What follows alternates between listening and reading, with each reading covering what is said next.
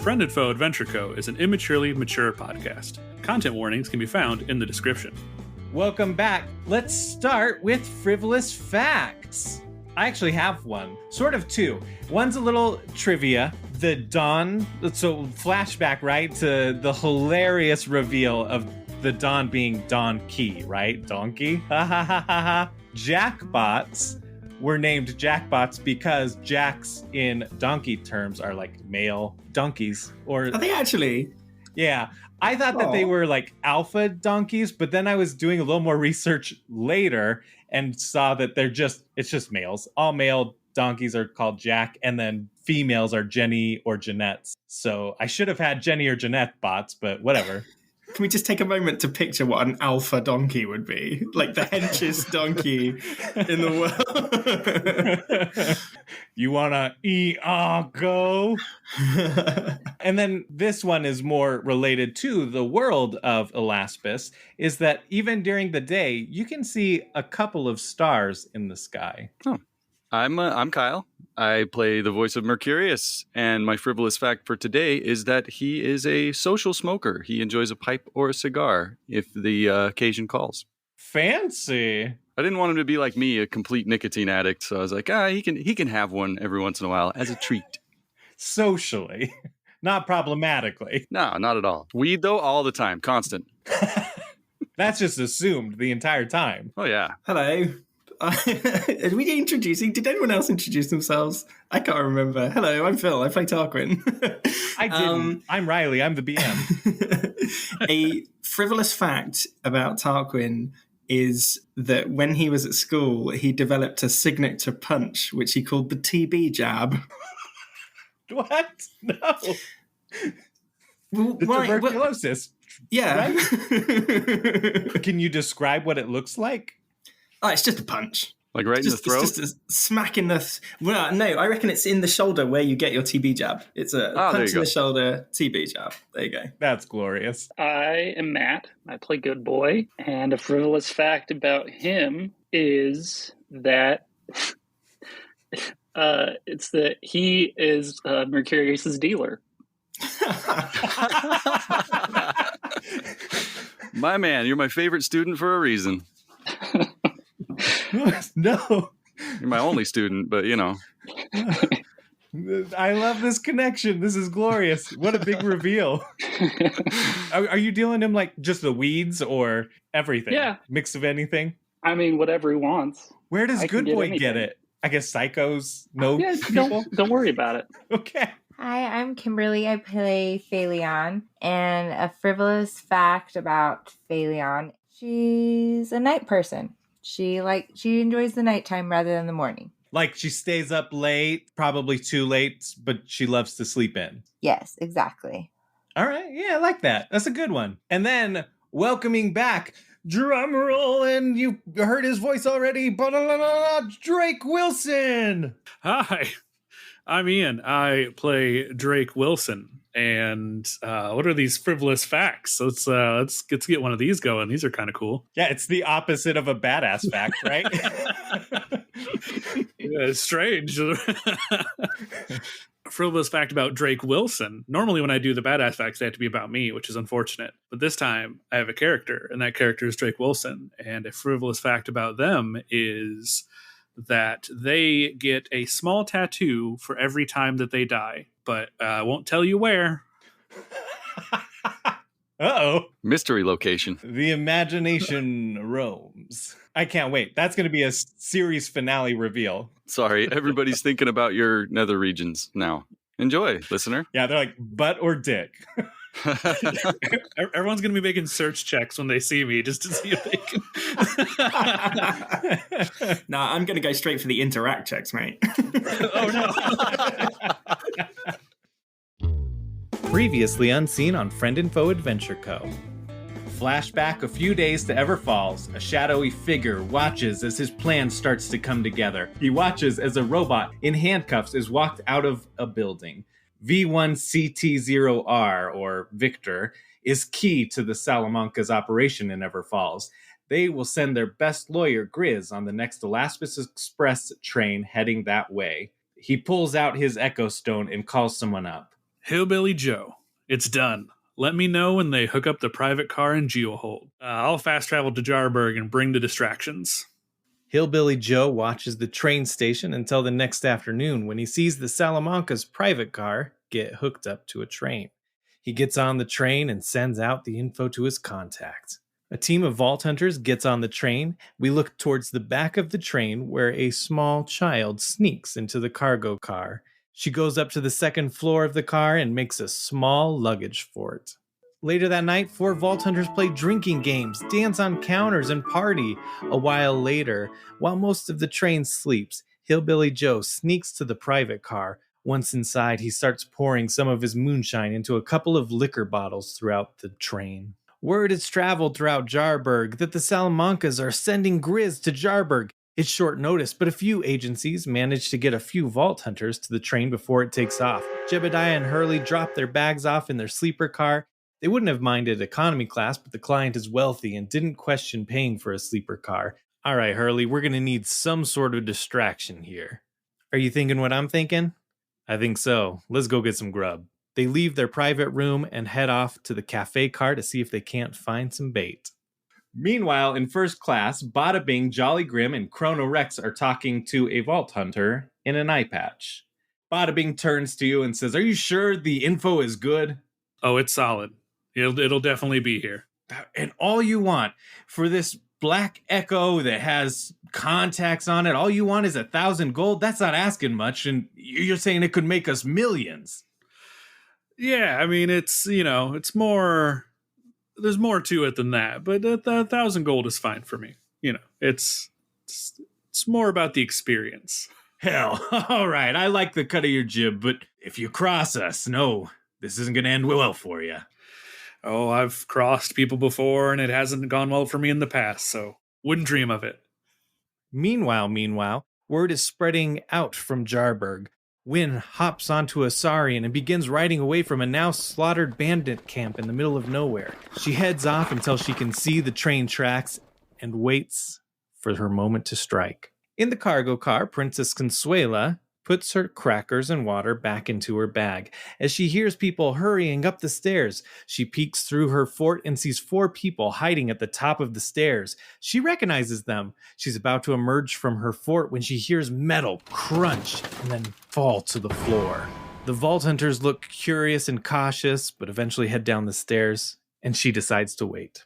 Gwen walks through the cargo car. She walks up to the private car's door and puts small explosives on the hinges. She pushes a button on her echo stone and blows the door up. She pivots into the doorway and immediately phase locks the guard and starts pulling the minigun's trigger, shooting at Grizz. Grizz's gold suit deflects the bullets, and he charges at Wynn, shoulder checking her and hitting her off of the train. Grizz walks towards the bar as his guard drops from the phase lock, and 4 vault hunters enter the train. Wynn comes back to a brew U near the bandit camp that she had come from.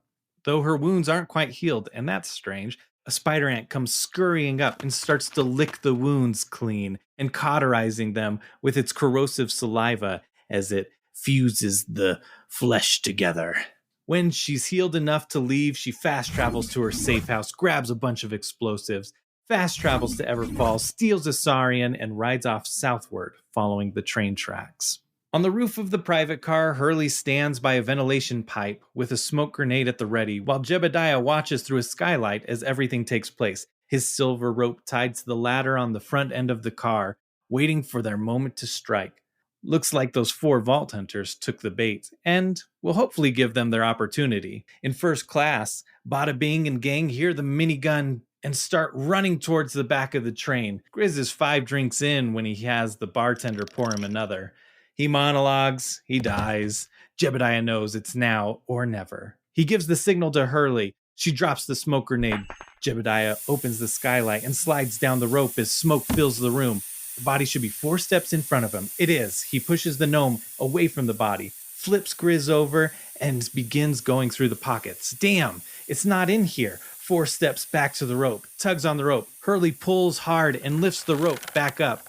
As the smoke clears, there's not a sign of them. They need to hurry back to their sleeper car before they reach the tunnel, though. They sprint across the train rooftops to their destination.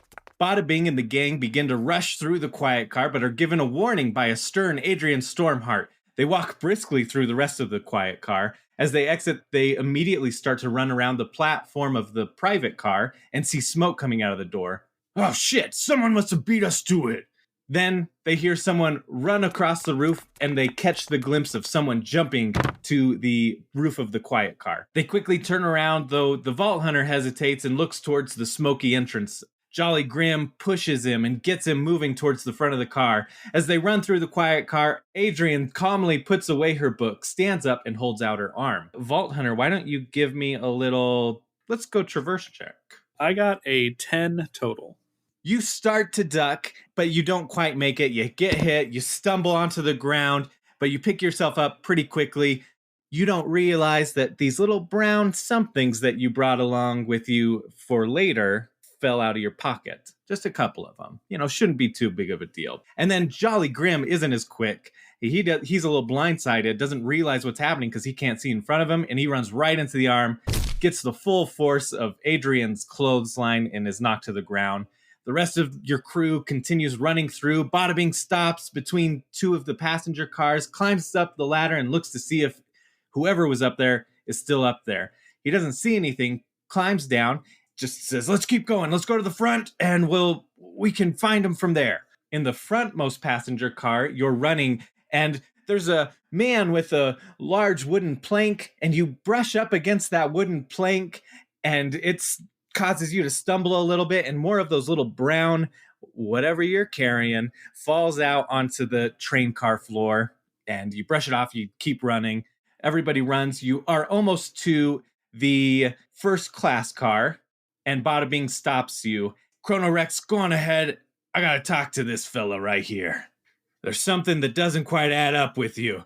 There's so much money to be made. You're acting weird. It doesn't seem like you're that concerned with the Black Book.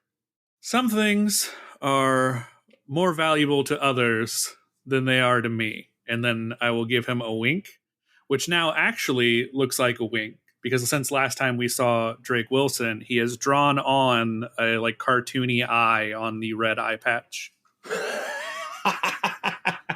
Bada Bing reaches into the Vault Hunter's jacket, pulls out a bag, looks at it, and it says Skag Treats. What do you need Skag Treats for? Oh, does that fall out? Oh, no, that's nothing. That's for later. Never mind. It doesn't matter. You don't have the Black Echo Stone, and you're not going to help us get it, so bon voyage. And he kicks Drake off of the train. He's looking at the bag of treats as he walks inside the first class car, pours out a couple of pieces into his hand, smells it, throws those treats on the ground, and puts the rest back into a suit pocket. You are tumbling through the dirt. Outside of the car, you see the car passing you by as you're just tumbling and tumbling. Roll me an insight. 19 plus 4, that is a 23. As you are tumbling, you see a group of 3 Vault Hunters that you recognize from the Barry Tenedict heist.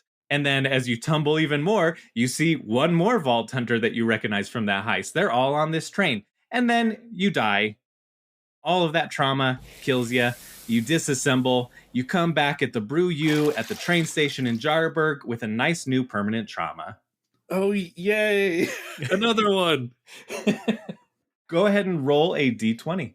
All right. I got a 14. Oh, no. Uh-oh. Family Vengeance. Add Junior to your character's name. You are now your own child avenging the death of your parents. Okay. So the Drake Wilson we know and love is now dead, and... Please, Mr. Wilson is my father.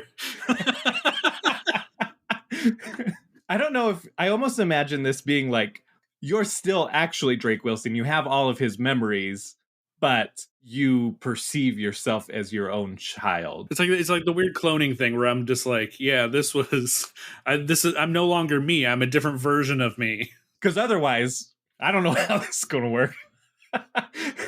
Or I guess maybe Daddy Wilson was like, hey, if anything was ever to happen to me, I need you to carry on my mission. So then you've respawned with this nice new.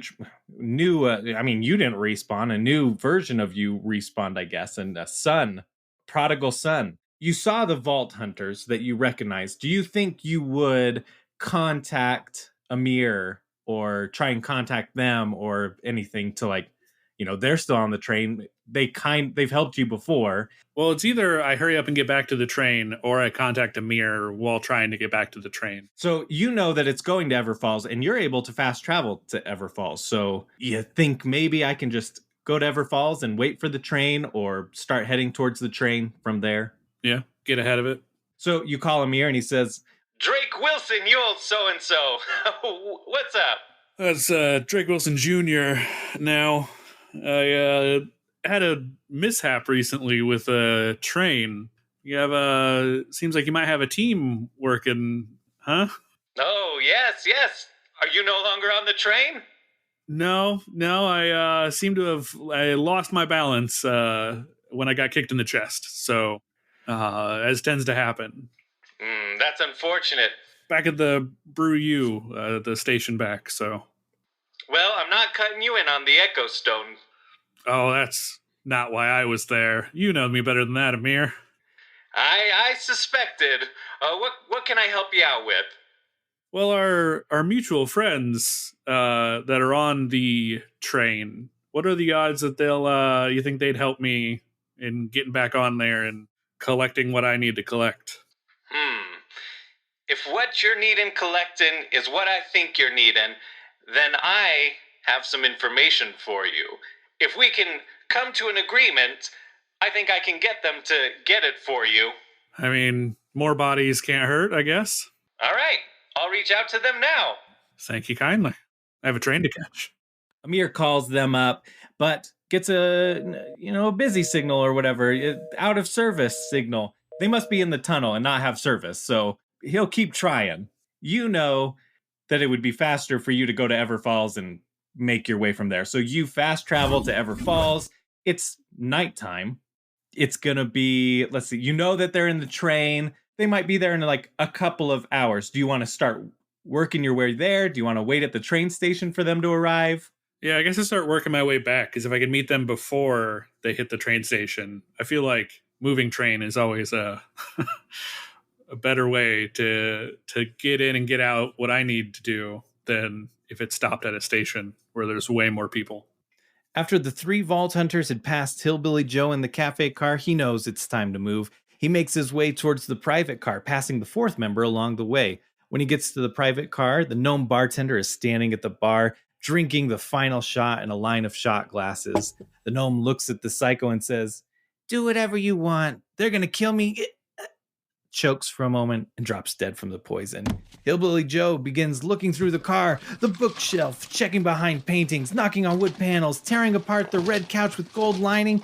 As he walks across the room, he hears his heavy footstep make a knock instead of a thud as he steps on one of the planks. He pulls up a small square panel, revealing the black echo stone along with some documents and a small red gem in the hole. He grabs the black echo and begins to head off. Meanwhile, in Jebediah and Hurley's private room, it's got to be somewhere.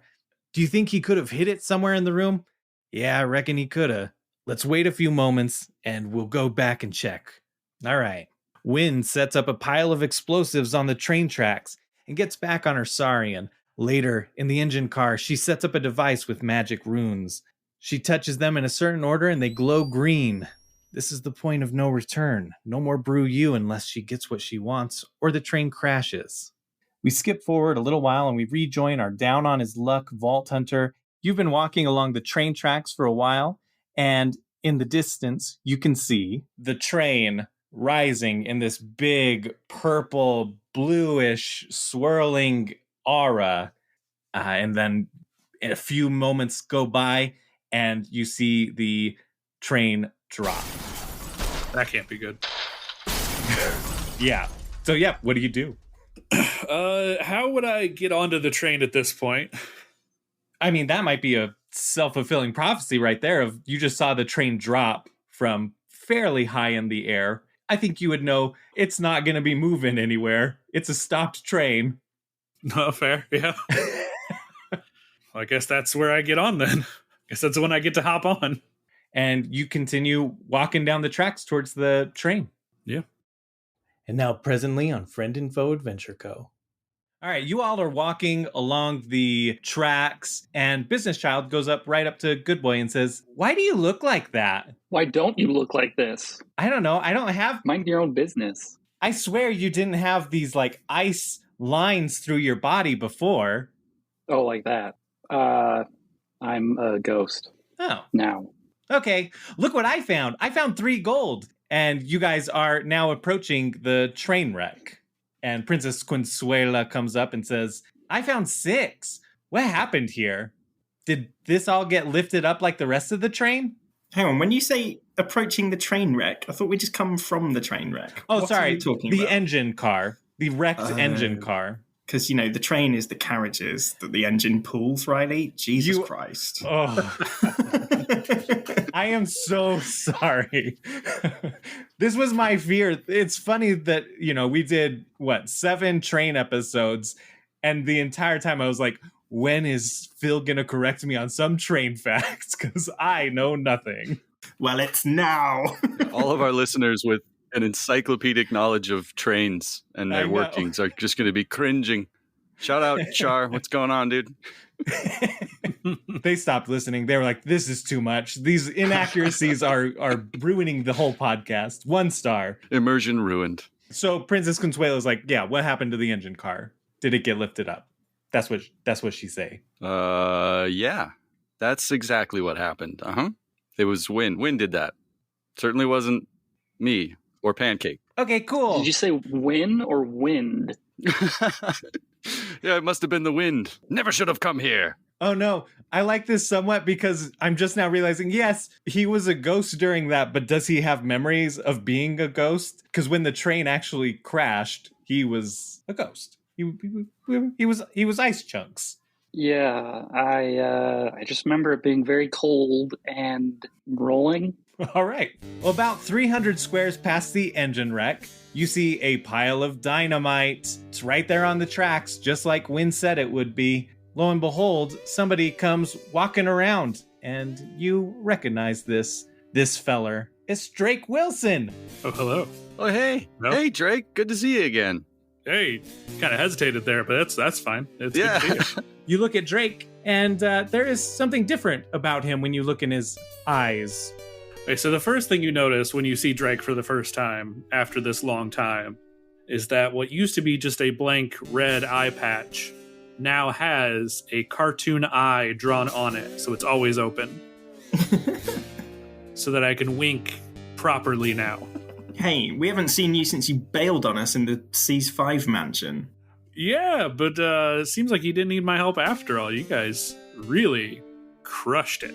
I mean, the explosion and everything, it was great. And I helped a little bit. I gave you Malcolm. Malcolm shot the large man, and then I had to go.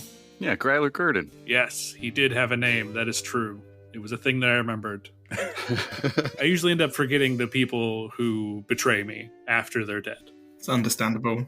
Life update. Congratulations to Friend and Foe Adventure Co. You now have the award for not betraying me the longest. Hey, we did it. Do we win anything? Well, I do need some help with something. So we win helping me as a reward. We win having to help you. Okay. This is so exciting. I never win anything. You're the worst Santa ever. Well, let's see if we can't help each other. What are you all here for? We were trying to save the train and all the people on it. Oh, whoops. Yeah. That didn't go so hot. You look about, and there are a good number of people there. A lot of them are injured. Everybody looks rough for wear, except Princess Consuela and Business Child are unscratched. The rest of them, bloody messes. Of course, because we don't hurt children. We save the children. Skyrim rules. Seems you are doing okay so far. Well, yeah, there was this siren lady named Wynn that, she kind of caused all this. So I don't know. Were we going to go hunt her down? I think we were going to go hunt her down. She flew away on bitch wings, as Tarquin said.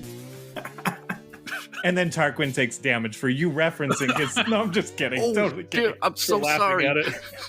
Yeah. Just kidding. No, don't. It's okay, I'm back to full health. I can spare it. Oh, we did level up. We're back to full health.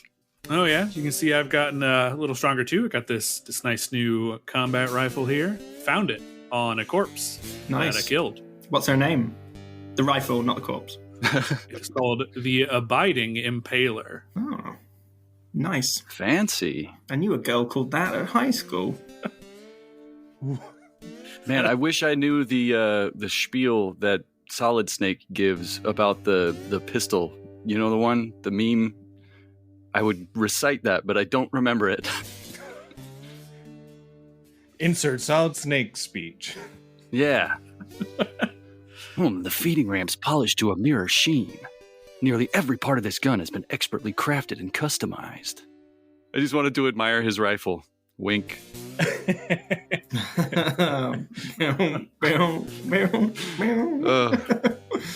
I'll give you guys a reminder because it has been months. Your original mission is to get to Everfalls because there's some ice siren queen's disciple that was spotted in the area. Side mission was getting the Black Echo, and then side mission saving the train. Yes. Oh yeah, you guys, did you get the Black Echo that ended up with you? I don't have it. I don't know what you're talking about. Oh, all right. I kind of was hoping that you would get it because the alternative seems worse. Where did you find it at least? Where's the? Someone was holding it, right? It was a Griff? Grizz. And Grizz. he perished tragically. Kind of deserved it, but that's fine. Is he around? I'd like to talk to him. He is Murdered or otherwise. Yeah. Wait, you can talk to him when he's murdered? I could try. Like a ghost? He was in the private car. We could search the wreckage for it. That's like 300 squares away, dude. I'm not walking back there. Oh, the dynamite's 300 squares. Wait, where's the... You're at the engine car, so it might be like a little 15-minute walk back to the wreckage of the rest of the train. Is dynamite better than a grenade? I mean, these are like barrels and barrels of explosives, little dynamite sticks wrapped together. It's not really something you could replace. Maybe you could hold some of it. You could probably carry some. I would allow that. I want to take some. But it's all very unstable, so you'll have to roll an interact check to maybe diffuse it. What if I blow up like Arts from Lost? That's exactly what I was thinking of, and I'm so glad that there's more Lost references. Right, what am I rolling? Interact. Okay. I am interacting with a 16. You managed to get some dynamite out. It's just going to be one dynamite, but we'll give it to you, and it'll be like a little combat item type thing that you could use instead of a grenade. That will do 1d12 damage. Thanks. And we'll treat it like Torg, where it'll be like full splash damage because it's so highly volatile. You hear the crackling of your echo stones going. Oh yeah, Amir wanted a word. Probably figure out how to answer that. Bad reception out here. I don't mean to be suspicious, Mr. Drake Wilson, Your Highness, but like, why are you conveniently here? Well, now, currently, I'm here to go have a conversation with that corpse. Okay. Before that, I need to have a conversation with the person that was that corpse, and I got kicked off of the train by a man that I hired, which is a thing that keeps happening to me. Sucks. And then I died horribly, but not before I saw that there was a group of adventurers like yourselves also on the train. So I figured maybe we can help each other out in the future. I'm going to poke Drake Wilson and make sure he's not a mimic. I poke him back. I mutate into a mimic and eat Drake Wilson. Oh no! Literally was going to say the same thing. Tarquin was a mimic the whole time! Tarquin's frivolous fact for today, he's actually a mimic. I also love that, poking a mimic is obviously the way it's going to reveal itself. 100% will work. Roll an insight check. Everybody can roll one except for Drake. I got a nat 1. Ooh, nat 20. I got 17. Got a 19. Tarquin remains suspicious that his poke might not have been sufficient enough to expose the mimic, which is before him, but everybody else clearly remembers seeing a familiar body tumbling down the side of the train as they were chasing after Bada Bing and them. Oh my god, we did see that. Could have been anyone though, whatever. Well, it was me. I guess it was a different me. That was a different time. I am now a new Drake Wilson Jr. And I have to have vengeance for the me that was thrown down the hill and ran into that pole. Yeah, that sounds reasonable. But first I have to go have a conversation with the corpse real quick. So you guys can, pick up dynamite or follow me or whatever you want to do. What do you think, guys? I'm going to stay here. I'm not going back to that wreckage. Yeah, I mean, there's some gold kicking around. Look at Business Kid and Princess Consuela. They're finding all kinds of fun stuff. Hey, side note, just a little insight here.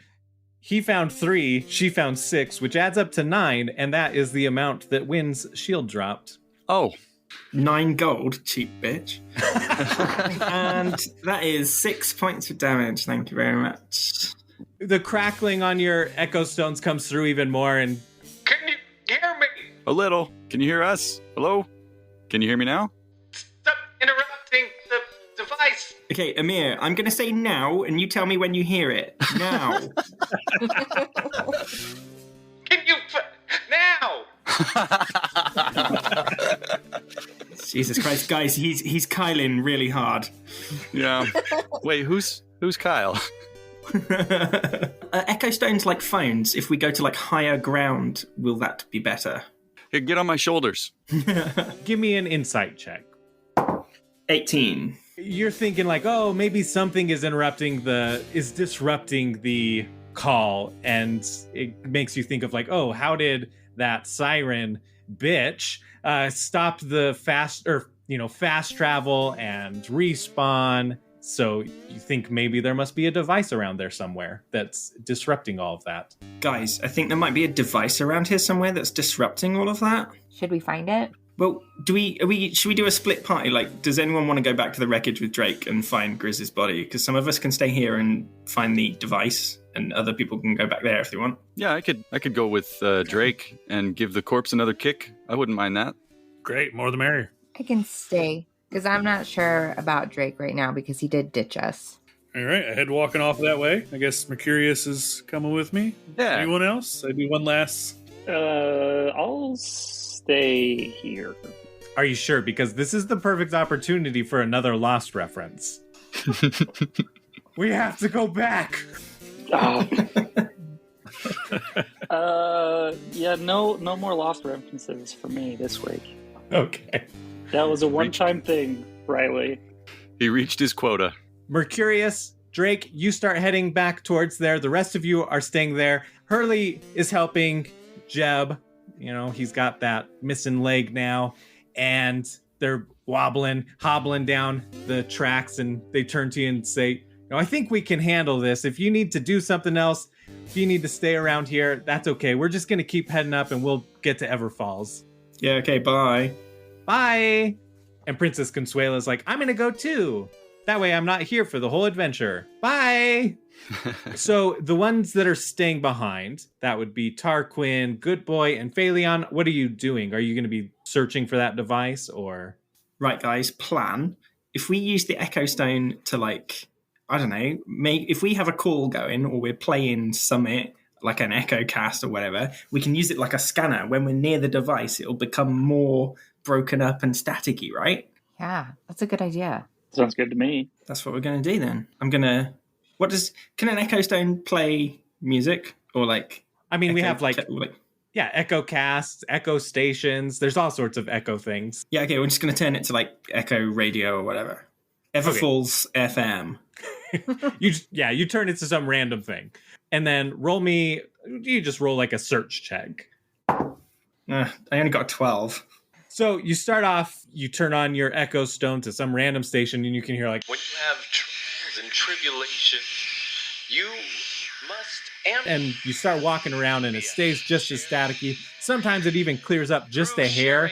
Eventually, you start walking towards the wreckage of the engine car, and it starts getting more and more staticky, and now it's just pure static. Okay, so it's definitely in the engine car. Around the end car, yeah. Like the engine car's on its side, and the roof is ripped off. There's some debris scattered about.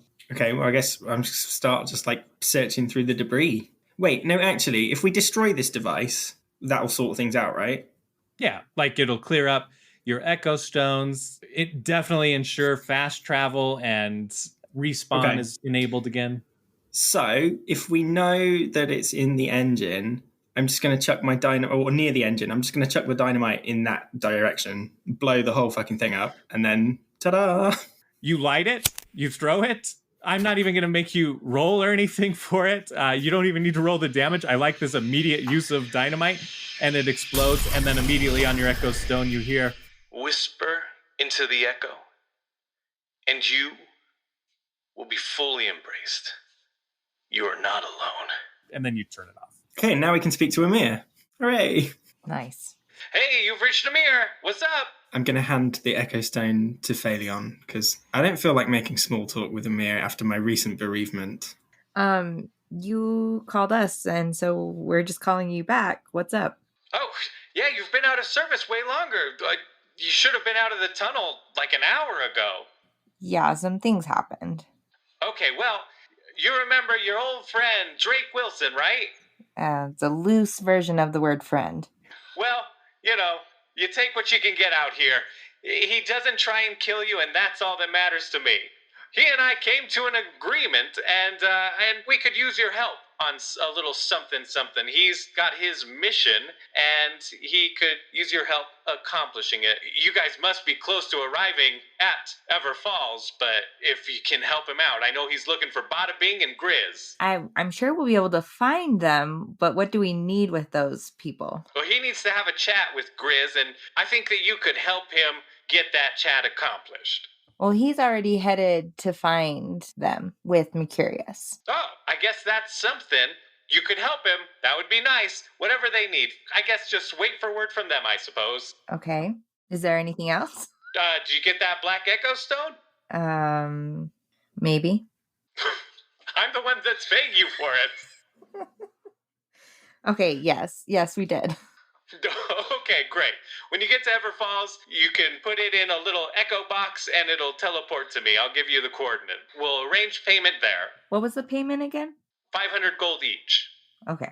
All right, now let's go to Mercurius and Drake. You're approaching the wreckage, Drake. Wow, this is your first time seeing it.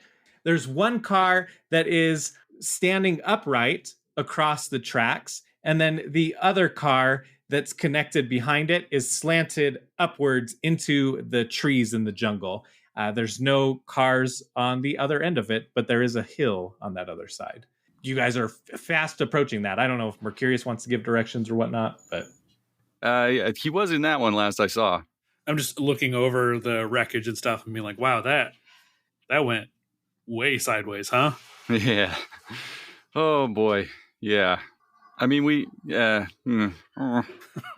wish we could have stopped her. I guess let's get in there. Yeah. As you approach, a bunch of jabbers come out of the car, and you can see that they're carrying random things like a painting. Two of them are carrying a torn up red couch with gold lining out, and they're heading off into the jungle. Not the couch. Oh, well. Are they just going to keep walking if we don't pick a fight? Yeah, like they're scattering into the jungle, so okay. Your presence has disrupted them. Yeah, unless you want that couch. I mean, we're good. I'm good. Yeah, I don't want to have to haul it back. Good Boy's going to be sad, though. We won't tell him. Off in the distance, Good Boy does like the Obi-Wan Kenobi thing. He like clutches his chest and has to sit down. Yeah, sometimes we make decisions and then we don't tell anyone about them, especially if they go bad. So I agree. You guys climb up the ramp of the outside of the private car.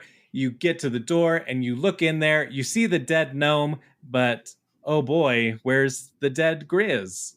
Oh, man. Do you think the jabbers would have taken Grizz? He was right there. Yeah, I guess we look. I guess we find out. Can we search? Can we do a search thing? Yeah, do a search check. 5. I got a 1 plus a 2.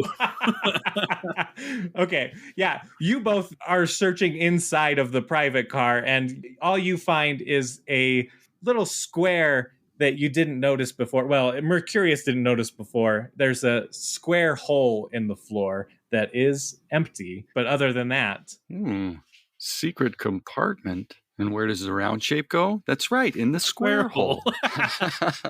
The square hole's empty? yep. Damn. So, Mercurius, quick question. How dead was Grizz when you left? As far as I know, he was poisoned. It was, what was it, acetone that he drank? It was terrible. We were gearing up for a big boss fight with him, and as we're squaring off, he just kind of dropped. And then Gnome Bartender over there, he's also dead. He went and checked the pulse and said, we lost him. And loot popped out of him. So that's about how dead he was. Loot popping. Yeah. Normally that means dead. Well, shall we investigate? Yeah.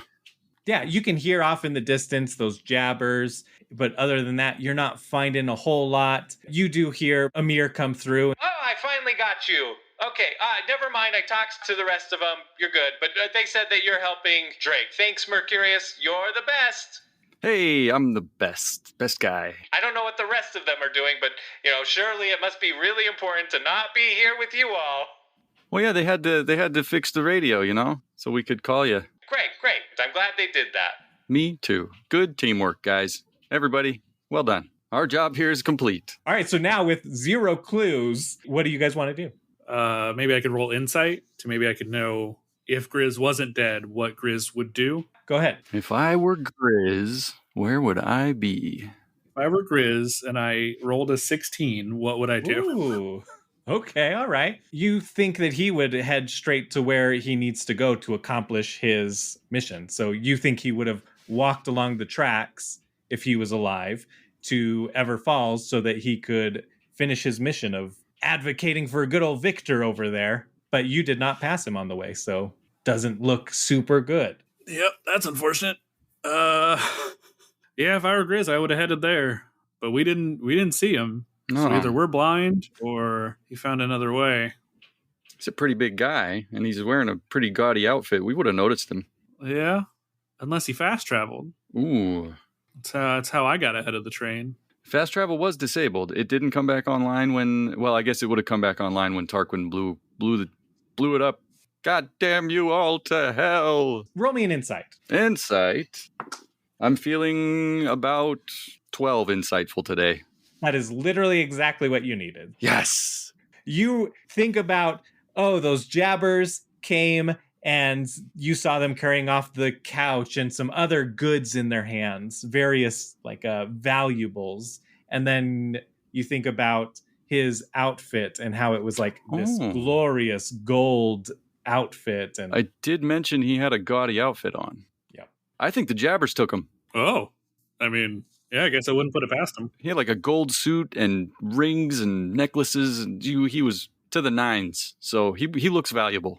Yeah, he is valuable. I guess we go jabber hunting. We're going jabber hunting. You guys get out of the train car and start heading off into the jungle, the direction that you saw the jabbers go. Are you I was just gonna say I'll call the rest of the crew and say, hey, we're going on a safari. We're going jabber hunting because I think they took Grizz's body. So that's where we're going. I don't know about you guys.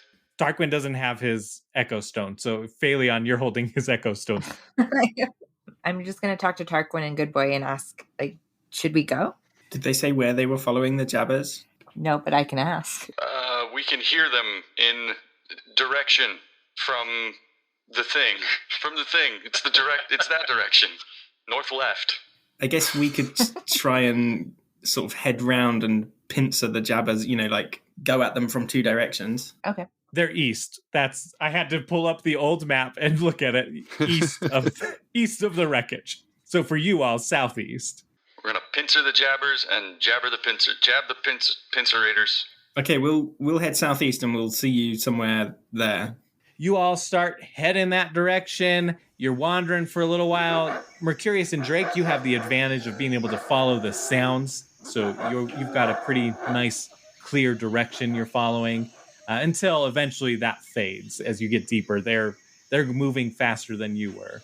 You guys are just wandering, and the group meets up because that's going to make things way easier to have the group together. Good directions. Either you're good at giving directions or you're good at following directions, or both. But your echo stones, right? They could somewhat tell where you were. Oh, don't diminish our expert tracking skills. Send them the GPS coordinates. Like Borderlands 1, where it was the compass originally. They didn't have the mini map, and you just had to little icons would pop up, and it's this way, over that way, and then you pass it, and all of a sudden the compass spins around, and it's oh, it's behead me now. It's underneath me. How is that possible? Yeah. So now you all are joined back up, and you don't hear the jabbers anymore. If somebody had a tracking skill that they were really good at tracking things, maybe they could roll that search tracking check. Oh, hey, that's me. Hey. I'll do that. Hey, guys, I'm really good at tracking, so let me see if I can find out where these jabbers have gone, right? Great idea. I won. You are super confident you have found the trail. And you start following it, and lo and behold, you're back at the train wreckage, because you were following the tracks of Drake and Mercurius. Oh, that's really not where I want to be, guys. Oh no. God damn it. You can see the wreckage. It's not super close, but in the distance you see the scattering of the metal and the debris on the floor of the jungle. So, but still a little tender for you. Okay, right. I know that's a bit disappointing, but we don't have jabbers in New Albion, so I don't really know what I'm looking for. Okay, but can you track the jabbers that came from here? Can you give it another go, maybe? Maybe if we let him smell like a piece of the jabber's clothing. If you want to give it another go, you can. This time it's a 16. This time you've got a pretty decent tracking. You're looking at the vines and you're noticing some look a little worn on certain parts where jabbers might have been swinging from, and some tree branches are broken. All that tracking stuff. But eventually lose sight there. But you happen upon a little clearing in the jungle, and there's a stone slab on the ground, and you see a man with a leather fedora on his head, wearing this nice leather jacket, like a bomber jacket. He's crouched over the stone, and he's got a little brush, and he's wiping away on the stone. Oi, you seen any jabbers carrying a couch? Hey, there's jabbers all around here. They love to grab the loot, and they're taking them somewhere. These ones are especially thieving conniving little things. But that's why I'm here. I'm here to study why these ones are so much more devious than other ones. So instead of studying the jabbers, you're just looking at a piece of rock. There's runes in here. You can't pass it. I'm a very well-established, distinguished archaeologist. My name is Harrison Dodge. Maybe you've heard of me? No. I write children's books too. Some people know me from that, but it's okay. It's not a big deal, but I love just going around places and finding things that should be in museums and leaving them there because I'm very respectful of where things should be. But I go home and I write about them and release them as books. Anyways, yeah. So I was just studying this, and it looks like there's some sort of guardian or something here that people used to donate or give tribute this treasure to, and I don't know if that has anything to do with these jabbers loving to take random things over to wherever they're taking it. Do the runes say anything about where this guardian lives? Does it have a shrine or a temple or something? Where do you take the offerings? Well, that's what I've been trying to track lately, and I did see those jabbers. I'm pretty sure you were talking about. I heard them pass by here. I saw a couple. They were carrying a little bit of loot, and they headed this direction. If you guys want to join up and we can go and look. Did you see a dead body? Were they carrying a couch and a giant dead dude? I didn't see a couch or a dead dude. I just saw them carrying various jewelry, or one of them had this weird gun and just random stuff. That's what they do. They just take random stuff that they think might be valuable. Well, I guess that's our best shot then. All right, this way. And he starts leading you towards a direction. He's pointing at the signs of the tracking thing and talking about how oh, there used to be a civilization here, but the people just vanished or something happened to them. I don't really understand. No one really knows what happened to them, but said that there was some sort of civilization here and need to find out what happened to them. And then eventually, he's telling this boring story, history lessons, blah, blah, blah. And you reach a cliff that has a ton of vines going up the cliff face. Time for traverse checks? Time for me to fall to my death? Wait, how did they get a couch up there? Teamwork. Yeah, if you want to roll traverse, go for it. Everybody would have to. I got a 9 for my traverse. 18 for me. Me. 16 for Drake Wilson. I got 6. 11. Phaleon, Good Boy, Tarquin, you all start to climb and you grab onto a piece and it breaks. The others start to climb, but roll me an insight, the three of you. 16. 12. 13. All three of you notice that when the vine breaks and it reveals some of that cliff face, that the rock behind the vines is a lot more deliberate. It's smoother. It looks like there might be some etchings in there. Can we start just ripping more of the vines down so we can see the etchings? Yeah. Or can I use my buzz axe to cut them down? Yes. Nice. There you go. Yeah, go for it. How careful are you going to be? I'm never careful with my buzz axe. Awesome. Great. Yeah, go ahead and just roll. Let's do interact. So 7. I mean, it's your buzz axe. You are slashing at it. It's shaking the vines above as it's hacking things off. Drake and Mercurius, you're above, and those vines start shaking, and you look down, and you see Good Boy just hacking away at vines. I knew I was going to fall off of these vines, no matter how good my traverse check was. He's real bad at climbing. Yeah, you remember. Yeah, you've hacked away, and you've revealed this stone slab. Harrison rushes forward and says, "Oh, stop, you're damaging it. Oh, man, what is this? We've got to study this." Yells up to you two, "I don't know if you want to keep climbing or come back down here, but we've got something down here." So I'm going to tie some vines together as I'm coming back down so we can have footholds and handholds the next time if we need to get back up there. Smart move. Very good. Sensible. Okay, yeah, you all get down there. Harrison Dodge is wiping away at little etchings and whatnot, and he starts reading it, looking at it, and what you see is these etchings, and then there's these 4 square kind of holes in the stone, equally spaced apart. It says something about letters are the keys to unlock the path ahead. 3 letters, 1 repeating. What is a key? And you look around and you can see some stones with letters on them. The 4-letter word? What letters are on them? It's the whole alphabet. Oh. But there's multiples of vowels. So there's 2 of each vowel. I'm going to spell fuck.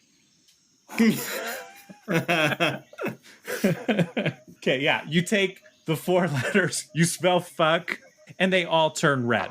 Can we hear the riddle again? Letters are the keys to unlock the path ahead. 3 letters, 1 repeating. What is a key? Man, I wish I was better at puzzles. It's probably not suck. I was really expecting some kind of trap to go off when I spelled fuck. So I was going to say open, but that's not right because it needs a letter that repeats, right? What's the Elvish word for friend? Melon. That's more You than say 4 that and letters. it opens. Hey, we did it. It's a riddle with another riddle's answer. I'm going to try door. Yeah, so you put door in there, and the O and the O turn green. Do any of them turn yellow? The other 2 are red. This is just Wordle. Okay, just for a laugh. Boob. Nice. 2 mounds pop out of the wall, but nothing else happens. Mm-hmm. Damn it. Forgot my wife's on this podcast. This should be easy. We have 2 of the letters now. Okay, but we know it's not F, U, C, or K, or B, right? Oh, and it's not D or R because door wasn't right. Right. Boom. So it wouldn't be like room. I doubt it. It's not Zoom. That doesn't make sense in the context of the riddle. Doom. Not Doom. No. Oh, could it be tool? That's a good one. Oh, Yes. a key is a tool to open a door. You put tool in, they all turn green. Yeah, Phaleon. Yes. That didn't take that long at all. Good job. That was really smart. That's how I feel doing actual Wordle. I just stare at it and it's nothing. Why isn't this solving, damn it? Why do I know no words? I can't believe this is my first language.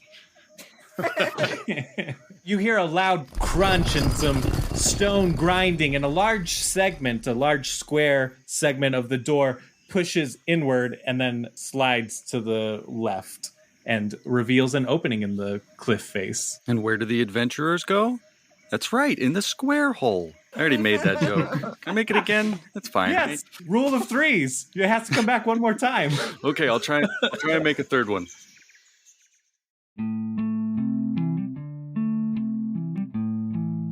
Welcome to Somewhere in the Middle of the Episode, where we do ads. If you want to support us directly, we just started a Ko-fi or Ko-fi, and you can donate money, buy us badass tokens, if you will, so that we can do certain things like buy new music, buy artwork, buy new equipment or software. Everything you donate will go back into the show. So you can go to coffee.com/FFAdventureCo. There's a link in the episode description if you want to support us directly.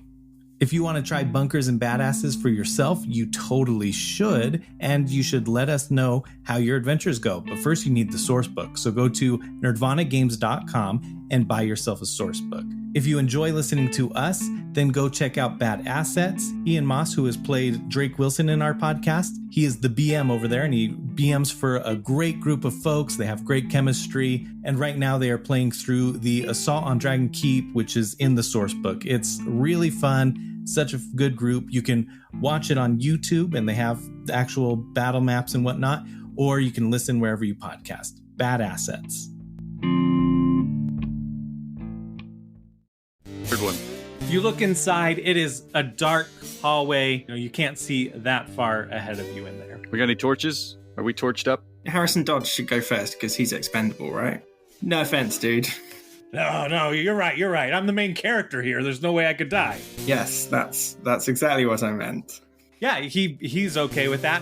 He looks at the walls, it examines it a little bit, and he says, "This is so fascinating. There's so much to learn from this. We must be close to the lost ruins." And he finds what is that called on the wall? That holds a torch, like a, Sconce. A brazier. Thank you. Bracket. Both are great. All three. Oh my goodness, look at all these words you're coming up with. Torch holder. That's the one I'm gonna go with. He finds a torch holder. All these great names. He finds the torch holder and he lights the tip of the torch and he lights the way. Oh wait, that got sensual. He illuminates the room and he starts to walk in. You all are follow? All of your follow are belong to us. Yeah, I am our follow. I don't think the Jabbers came this way, but sure. Such follow, much lead. He stops partway through and he starts looking at the walls and the floor and he says, it all seems so deliberate here. The walls are a lot more smooth. They've paved this with stone pavement, square rocks. And where do the square rocks go? There we go. All right, I'm done. I'm glad that's over. Just wait until later. There's going to be a perfect circle set God up. damn it. And you ruined it. Yeah, I rushed it. I wanted to get it over with. Yeah, so he's on the ground. He's looking at all that stuff. Do you guys walk past him or you tell him to keep going? Whatever you want to do. I don't. Yeah, just pat him on the back, push him forward. Nerd. Grunts a little. You're right. There's more fascinating things ahead to be found. Everybody roll me a d20. 15. 9. 6. 8. 18. Okay, Drake, you rolled the lowest. Uh-huh. So roll me a d8. Full 8.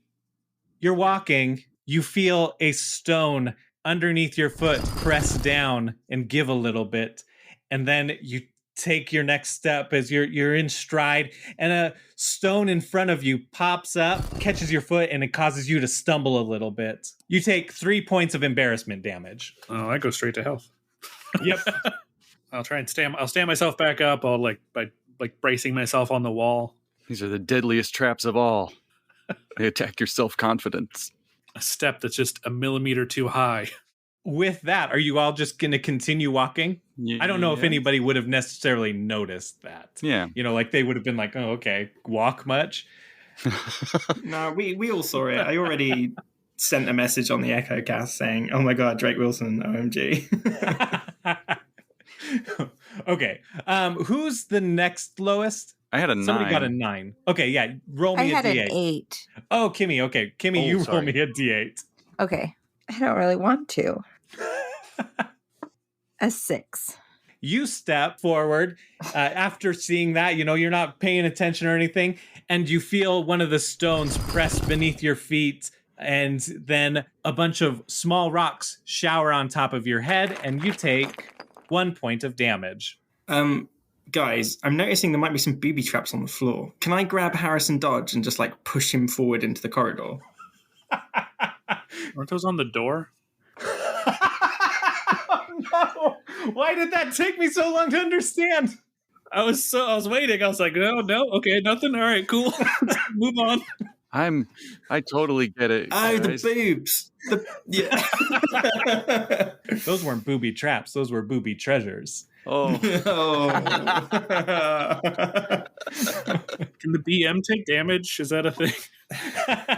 Yeah. I'll take a D20 of damage, 12, God's dead. So the rest is up to you all. Okay, yeah. Is that what you're doing? Are you pushing? Unless someone stops me, yeah, that's what I'm going to do. I don't think anyone's going to stop you. So go ahead. Roll and let's do just an interact. 16. Okay, well, he rolled a 3. I was going to do like a little competing thing. He stumbles forward, and I'm going to roll a D8 for him. D8. As he stumbles through, his foot lands on a stone that goes down, and then poison darts come out and fly at him and hit him, and he takes 4 points of damage, and then he continues to stumble after being hit with that. And another stone falls down in front of him. A large log tied on vines swings down in front of him and hits him and knocks him backwards. Jesus, I thought his name was Dodge. That time it just deals 2 damage, somehow. It's really lightweight log. It's like balsa wood. Yeah, that's what it is. Cool, I think the way's clear now. Thanks, Harrison. Sweet, the 2 who have already hit traps, are they safe now? No, nobody's safe. Oh, okay. Spoiler. Fine. Well, I'm going to search for tracks. Tracks? Traps. You're trying to justify a +5. I know you. Yeah. Okay, right. I'm searching for traps. And I got a 17. You notice that the color of these stones that have been pressing in is slightly darker than the others. Guys, don't tread on the darker ones. Can I do a traverse to see if I can sort of like tiptoe along without touching any of the bad ones? Yeah, everybody can roll a traverse check now with that knowledge to see if they can avoid it. Oh, I got a 5. 18. I'm dancing around. Drake, you make it through wonderfully. Do you remember how I said Tarquin couldn't tie shoelaces? I think this is going to hinder me this time. 8. 19. Got a dirty 20. Nice. Drake, Phaleon, and Good Boy, you make it to the end, no problem. Harrison, Tarquin, Mercurius, roll D8s. 1. 7. Harrison Dodge collects himself. He starts walking forwards. He's trying to avoid the dark stones, but he manages to step right on top of one. In a hurry, he tries to shuffle forward. Another one of those raising step happens, and he stumbles, and he takes 1 point of embarrassment damage. It was worse when he did it. He knew about that. He should know better. It's not even original. What did you roll, Tarquin? 7. Okay, yeah. So you step, and you feel it start to go, and you're like, oh, shoot, I can go, and I can dodge out of the way. And you try to dodge out of the way, but you've stepped on your own shoelaces, and you fall face first as these rocks fall down and shower on top of you, dealing 1 point of damage. Polystyrene rocks painted grey. Movie prop rocks. Exactly. And then you get up. Mercurius is laughing at you. He's laughing at both of them, thinking like, yeah, I got this. And he steps on one. A large boulder drops down from the ceiling and starts to roll towards you all. This is the one. This is where the square hole joke would have been good.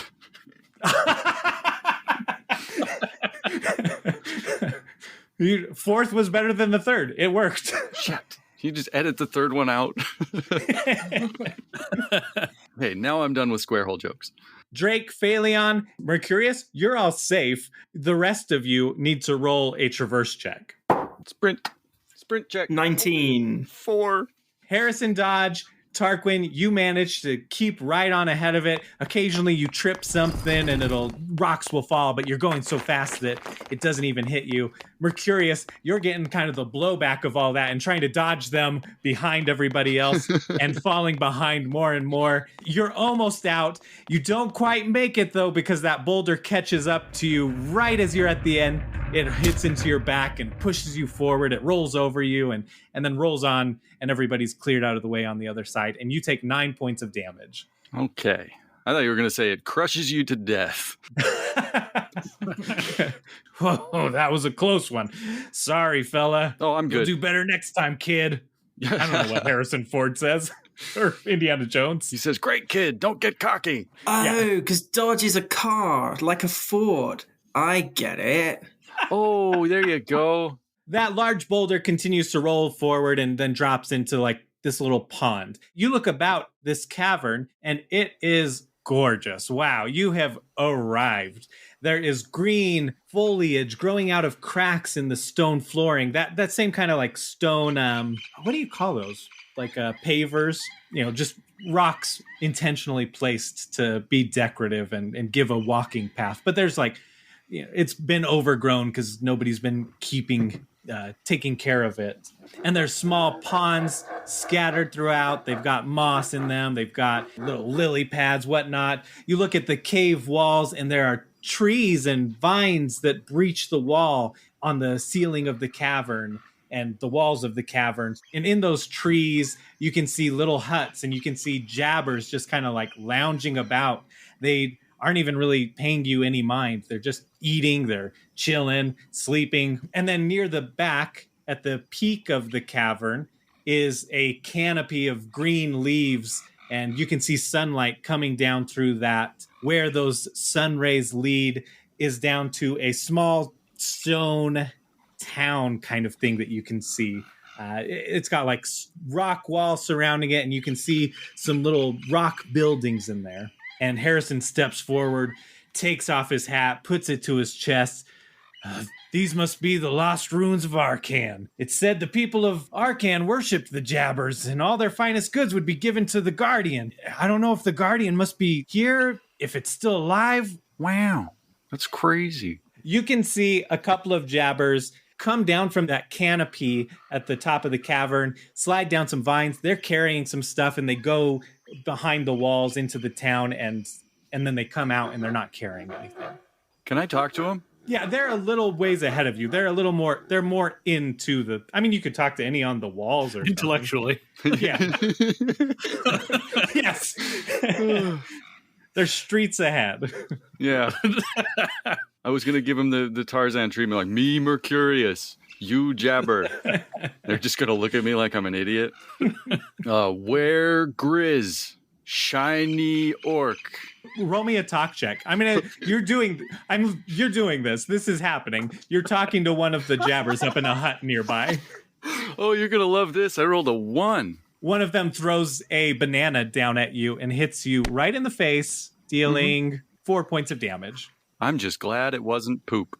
Oh, son of a...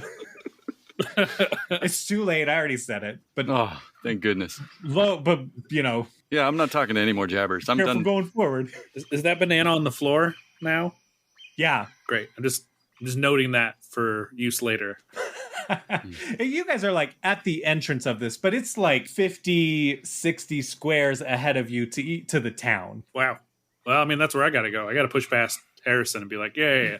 You keep on at this. Maybe go open a box that should never be opened or something. I am busy. Yeah, why don't you go drink out of a goblet that's real plain so you don't die instantly? I don't know what y'all are saying, but Yeah, I'm with you. Let's discover what we've got to discover, but don't disturb the jabbers. They don't seem like they're meaning us any harm at this point. So you all start walking forward. You approach the town. It is rock walls. Some of them are decrepit or decaying. They're falling. And as you enter the town, there are 2 buildings to your left, stone buildings. Some of them are falling apart, but there's entrances. You can hear the faint sounds of jabbers. And then to your right, there's 2 more buildings. And then in front of you, there are these 6 pillars that are surrounding a dry, decorative stone fountain. And then even further back, all the way back against the wall of the encampment, is a large tree that is growing out of the biggest building of them all. And this building looks fancier. It looks like it could be a temple or something. And it has a very large entrance. It's a 3 square wide entrance and 3 squares tall.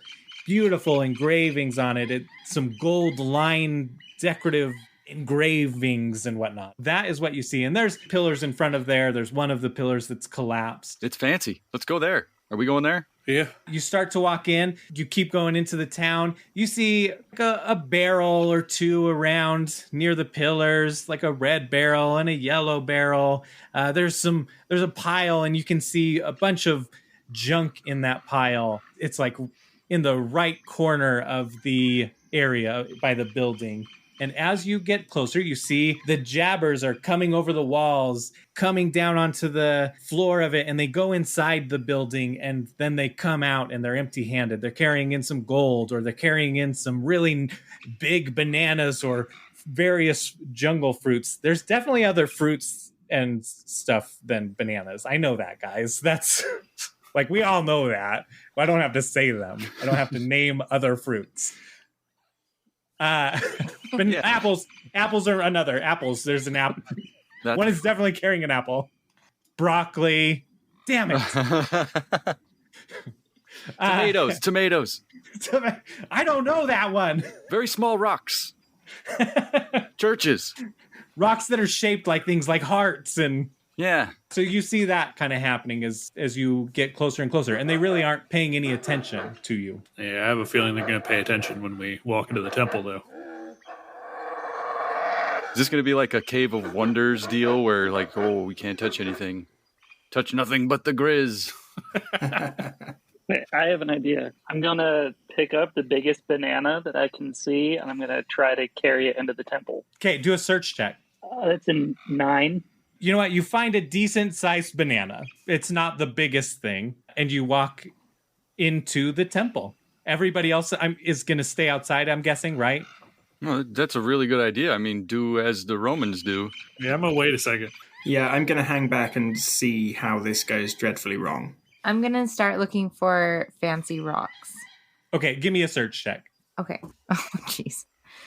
Let me see if I have an ad. Oh, I do. 8. Give me a shape. I was trying to find a heart because, you know, they were taking in heart-shaped rocks. You find what looks like a broken heart shape. It's like, you know, 2/3 of a heart. That's mine. Oh, Poor Tarky. Oh. So the 2 of you, Phaleon, Good Boy, you're walking in. I was just looking for one. I wasn't going to go in. I was just being prepared just in case. Okay, then you've got your 2/3 rock heart, but Good Boy is going in. All the confidence in the world, this fella. You get in there, and it's very dimly lit. You know, there's some cracks where there's a big hole where the tree grew out of, so there's some light shining in through there. There's various cracks in the walls where light is shining through in the ceiling, and you can see there is a lot of different loot in here. As you get a little bit closer in, you see the biggest jabber you have ever seen lounging on a huge pile of gold and gems, and it's taking the gold and picking it up and just showering on it itself. But it's not really looking much at you at this point. Is there anything that I can sort of hide behind, I guess, to stay out of its view? Various mounds of treasure. Okay. Dude, if you put the ring on, it won't see you. This has to be our most reference-filled episode ever. God, it's just jam-packed with them. Hey, do you guys mind if we take a quick bathroom break? Oh, yeah, go ahead. Go for it. Okay, I'll be back. Mercurius, you are not having a shit in this sacred temple. Hey, he's outside. Where do you think they shit?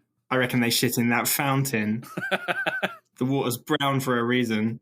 Good boy, you're looking for a good mound of loot or something to hide behind. So go ahead and Mound. yeah, buddy. See if you can find a good mound. You're going to roll a sneak check just to see if you can find something that's sufficient enough to hide yourself. All right. That's an 11. You go behind and you're not quite hidden. Your butt is out. You're crouched and your butt's just poking right out of there. Actually, you know what? You do like what's that pose? The yoga pose where you do your hands on the ground and your butt's in the air? Most of them. Is that downward facing dog? Yeah. Yeah.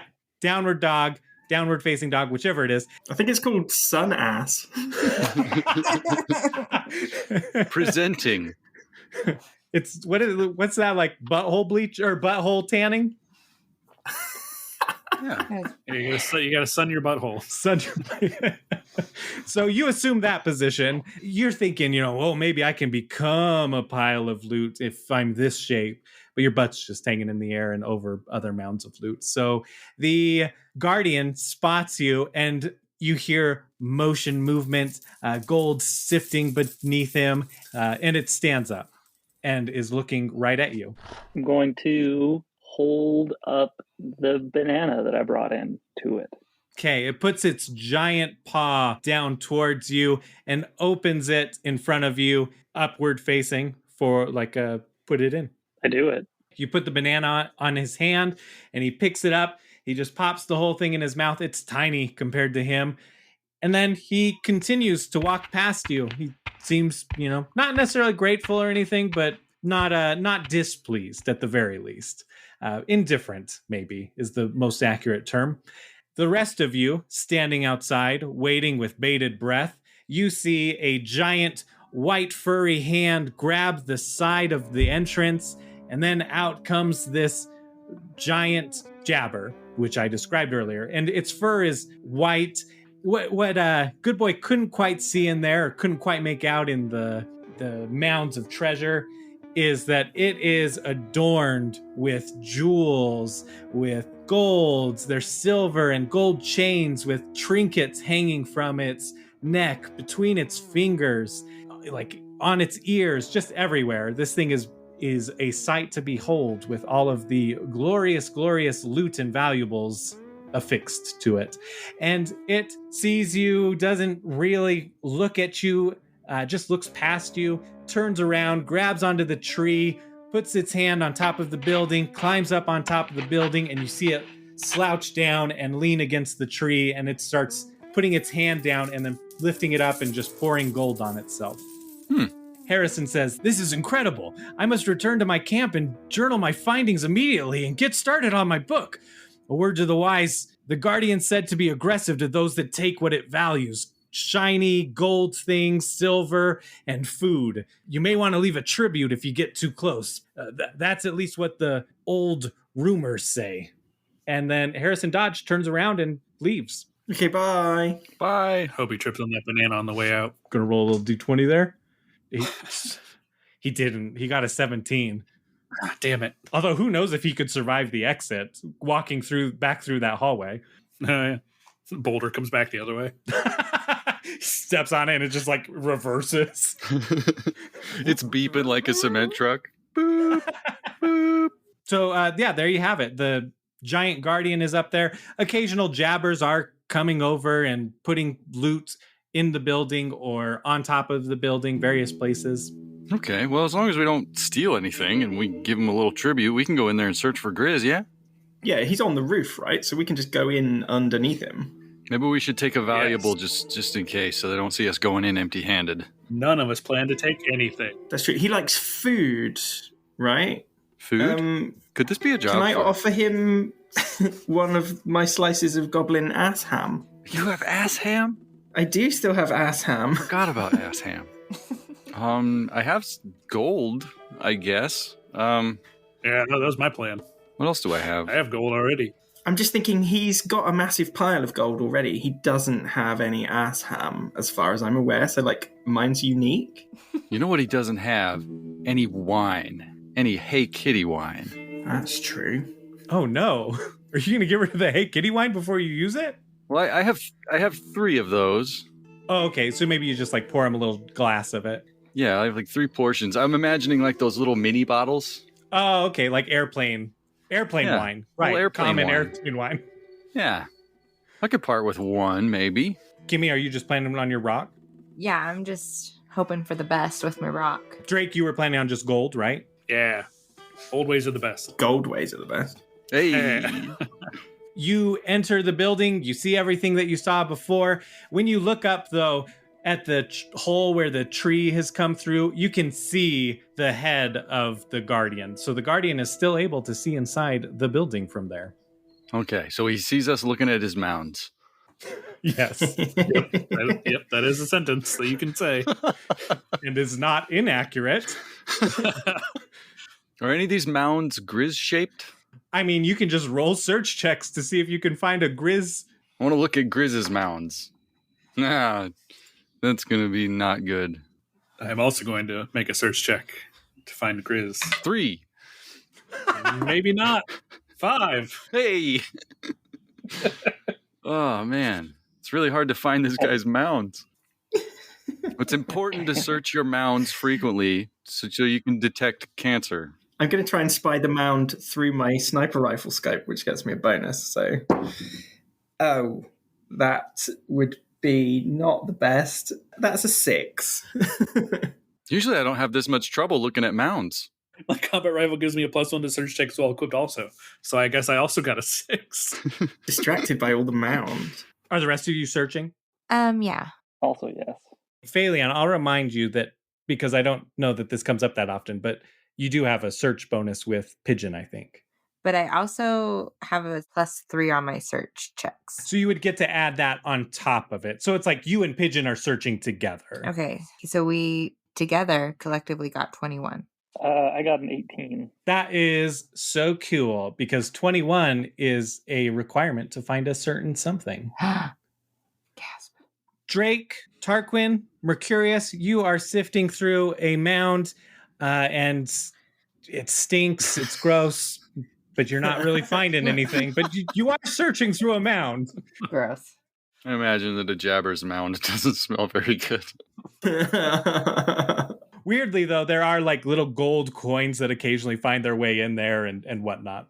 And as you guys are sifting through it, the Jabber looks in there and gets a little bit aggressive, like is breathing a little heavier and his head is poking in through that hole. I like visually drop some coins out of my hand, like just like, here you go, here's some coins. I brought these. How many coins do you drop? 20. You can tell that its attention is drawn away from you at this point. And then go back to sifting. So eager. All right, I'll put a little bottle of Hey Kitty wine on the mound, very conspicuously. Look at me, I'm doing that. You see his eyes go sparkly, and then woo, appreciation. Hey, there we go. Yeah, I'm gonna because there's Jabber's coming in and out all the time with stuff, so he's not going to get angry if we approach. So I'm going to walk in, like holding the ass ham aloft. And at the same time, sort of just sneakily looking left and right to see if I can see what we're looking for. Well, that you're like already in. You're sifting through the stuff when he gets angry. Okay, in that case, one hand sifting, the other hand brandishing the ham. What kind of roll should I do for this? I'm going to do like I'm just going to do a D20 roll. Do a ham check. Ham check. Ham brandishing. That feels like it's a good band name, maybe? Or a bedroom move. Yeah, brandishing the ham. He seems sufficiently appeased with that. More intrigued. His interest is piqued from this. Good. We go to Good Boy and Phalion, who are searching, and they come to the same mound, buried a little bit, like he's sunk into the gold pile. You find a gold suit sticking out and some shoes sticking out of there. Yay. You see a hand with jewelry on it. And then Phalion, you also find right near there it's almost calling to you. Like you don't hear a voice, but you hear a voice. Like you feel a voice calling your eyes and your attention a little bit to the right of his body in there. You reach your hand in and you pull out this red gem. It's got like motion and movement in it. And you feel almost like when you touch iridium, the one time that you used iridium and you were powered up, similar to that, but distinctly different. Okay. When you take that stone, the guardian looks sufficiently, what? What are you doing? I'm going to pull out, I have the rock in my hand, the broken heart rock, and I'm just going to like pretend to put both them down and then try and slide the gem in my pocket. Oh, okay. Do a sneak check. Okay, 15. You are putting down your tribute.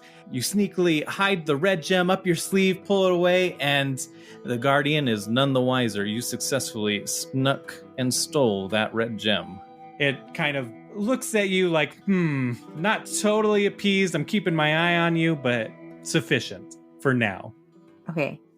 Feel good about that. It's definitely still focused on you, by the way. Oh, okay. Then I'm going to pull out a coin and put it down. One coin? One coin. It seems a little more irritated than before. Okay, then I pull out 5 coins. Slightly better.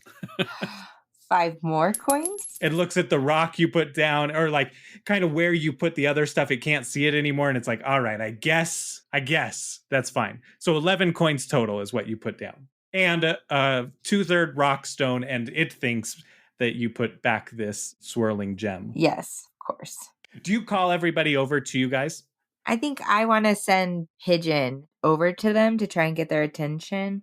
So it's not like getting the Guardian's attention. Pigeon goes over and buzzes by them, trying to get their attention. Phaleon, give me a roll. Just a straight D20.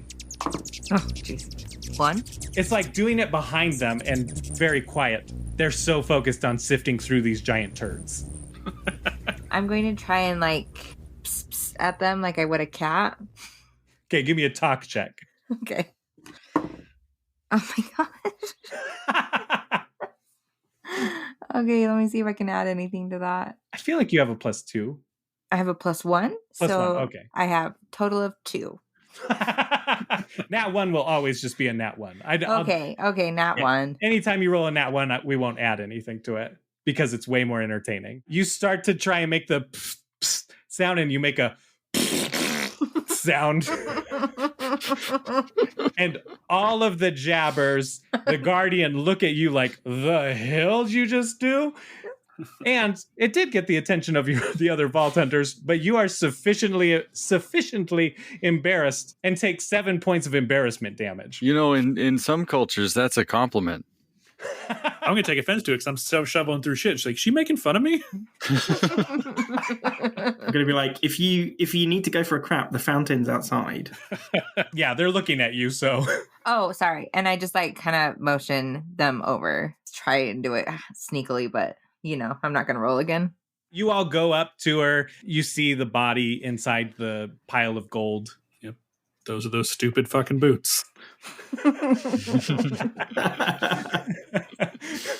gonna whisper and quietly be like, okay, I have an idea. None of the rest of this, I don't see any other dead bodies, right? This is the only one.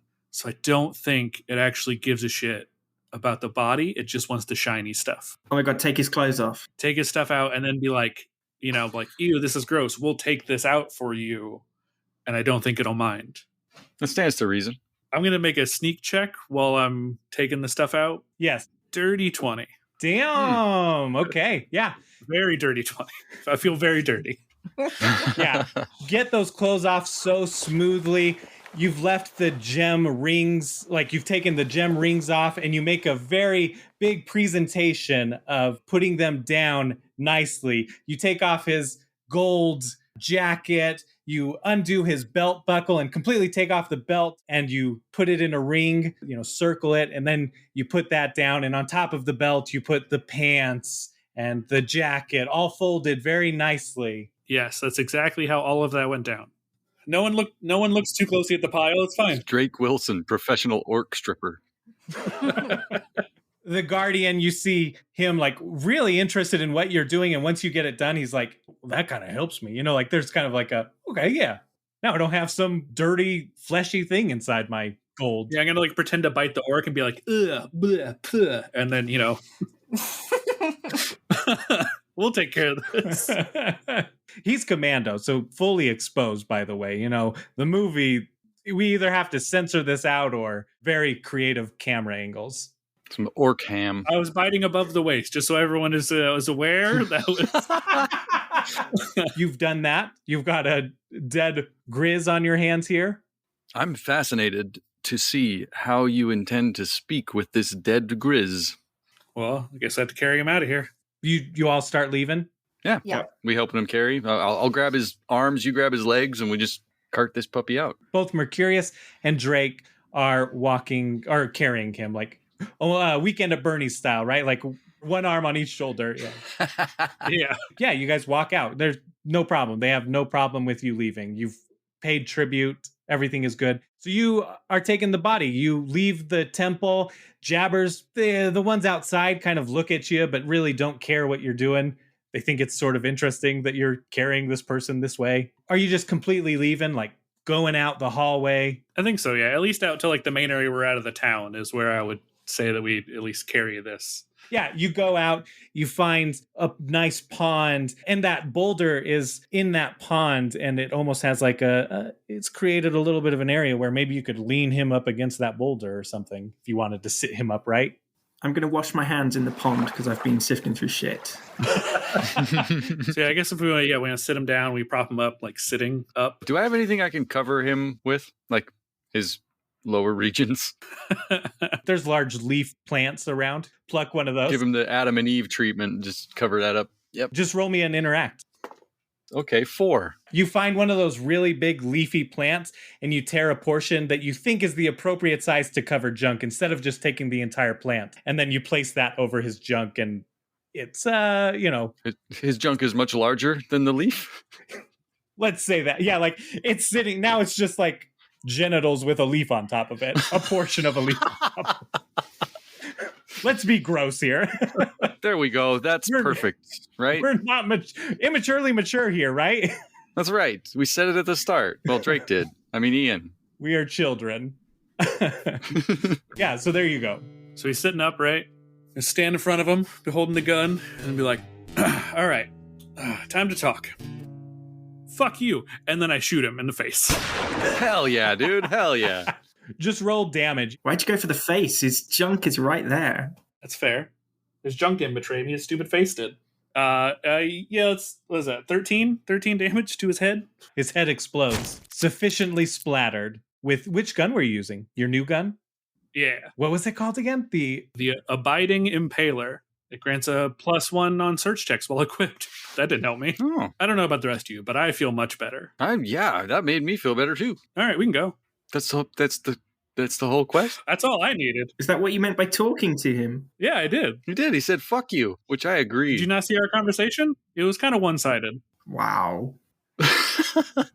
I think it was worth it. I lost 11 coins. That was okay. I put my hand in shit.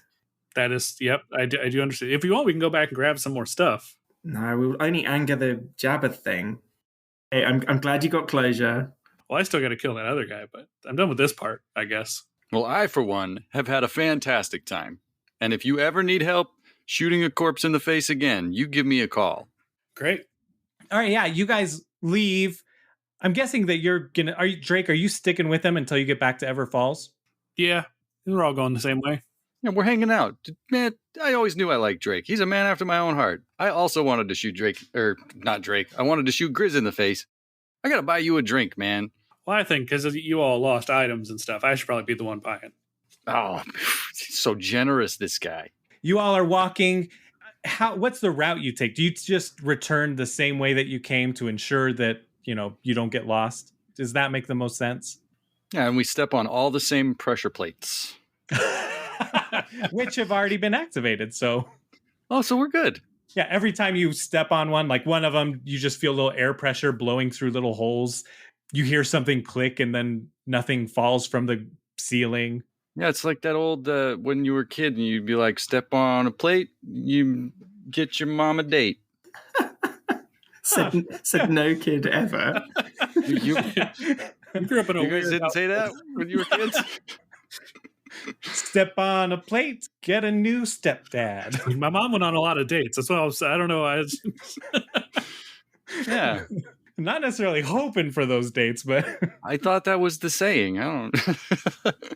you all leave the lost ruins of Arcan and you start heading back towards the train tracks. You know the general direction. You're heading back there, and along the way, you stumble across Harrison Dodge's camp. And there he is. He's writing in his journal, so excited. He looks at you. Oh, you made it out. Hey, how was it? Did everything go okay for you? Yes. Okay, great. Yeah, I mean, you're alive. The Guardian didn't kill you. You got to tell me, did you give him like a tribute? Yeah, I gave him some booze. Oh, that's interesting. Okay, booze was an acceptable tribute. That's very interesting. I tried to give him some goblin ass ham, but he didn't really go for it. I don't know what that is. It's pretty much what it says, goblin ass ham.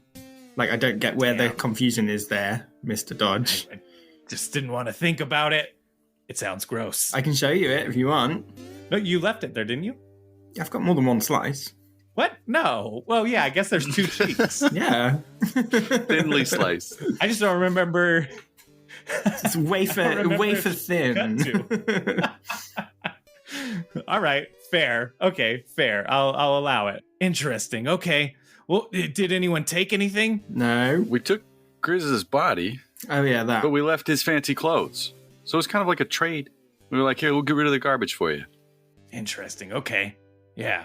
So, I mean, yeah, the dead body's probably not very valuable, huh? Anything else? No. Well, interesting. Well, thank you so much for your help. Here, I've got something to show my appreciation. And he pulls out this brown leather satchel, and on the front flap, there is a logo that's a Hello Skaggy satchel. Hello Skaggy. And it's this cute little cartoony, almost chibi-like skag sitting on the front. Very happy looking. He says, oh, what you can do with this, if you store something in it, up to 3 items in it, you get some sort of bonus related to whatever you put in it. Almost like, like if somebody were to collect souvenirs or something, they could store them in here, and it's a relic. It acts as a relic, giving you some sort of bonus, but it also gives you negatives depending on what you put in there too. So a little customizable relic there. Wait, hang on. Would this be helpful for anybody? The bonus changes depending on what you put in there. Yeah, it detects what you have in there and generates some sort of bonus based on the power, the energy. Everything gives off energy in this world. Interesting. Put in a branch, maybe it'll let you climb trees better, but then, you take more damage from fire. What previous experience have you had with it? Tell us one experience you've had. Okay.